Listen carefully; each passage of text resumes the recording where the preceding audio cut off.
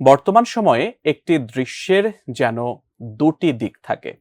প্রথমটি হলো যা চোখের সামনে উপস্থাপন করা বা দেখানো হয় সেটি, আর অপরটি হলো প্রকৃত ঘটনা, আসলেই যেটা ঘটে। সম্প্রতি এমনই এক ঘটনার প্রকৃত উদাহরণ সামনে এসেছে। মানবিক কাজের জন্য পেয়েছেন রাষ্ট্রীয় স্বীকৃতি, অথচ এরপরই সামনে এলো তার একের পর এক প্রতারণার গল্প। জানাচ্ছেন বিস্তারিত সাইমন প্রভা। বিশ্বায়নের এই যুগে যেন বেড়ে চলছে প্রতারণা। তথ্য প্রযুক্তির উৎকর্ষতার সঙ্গে সঙ্গে প্রতারণার ধরনেও যেন এসেছে নতুনত্ব। তাই তো মানুষের কাজের মধ্যে যেন ধরনের রকমফের দেখা যায়।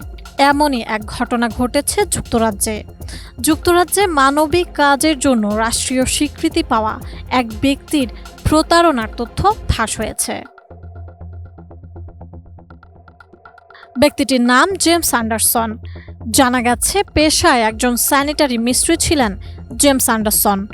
তিনি ডেফার নামের একটি সংগঠনও প্রতিষ্ঠা করেন। এই সংগঠনটি শারীরিকভাবে অক্ষম ও বয়স্ক ব্যক্তিদের বিনামূল্যে স্যানিটারি সেবা দেয় বলে দাবি করে। জেমস অ্যান্ডারসন 2019 সালে ব্রিটিশ সরকারের সিটিজেনশিপ অ্যাওয়ার্ড পান। এছাড়া বিভিন্ন জায়গা থেকে বিভিন্ন সময় অন্যান্য অনেক পুরস্কারও তিনি পান বলে জানা গেছে। জানা যায়, যুক্তরাজ্যে জেমস অ্যান্ডারসন খুবই জনপ্রিয় একজন ব্যক্তি ছিলেন। তার জনপ্রিয়তা এতটাই ছিল যে সাধারণ মানুষের কাছ থেকে তিনি 2 মিলিয়ন পাউন্ড অনুদান পেয়েছিলেন। তার প্রতিষ্ঠানটি সাধারণ মানুষের দেওয়া অনুদান বিভিন্ন ক্ষেত্রে খরচ করে বলে দাবি করে থাকে,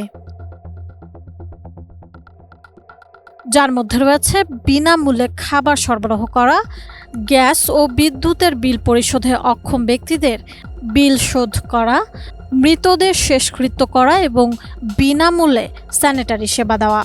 এসব কাজ সাধারণ মানুষ সহ তারকাদেরও নজর কাড়ে। ফলে সাধারণ মানুষের পাশাপাশি তারকারাও তাকে অনুদান দিয়েছিলেন। সানবিট সব দিবে সামাল। সানবিট ম্যাজিক প্রেস ডিশওয়াশিং এর মাথা ঘোরানো সলিউশন।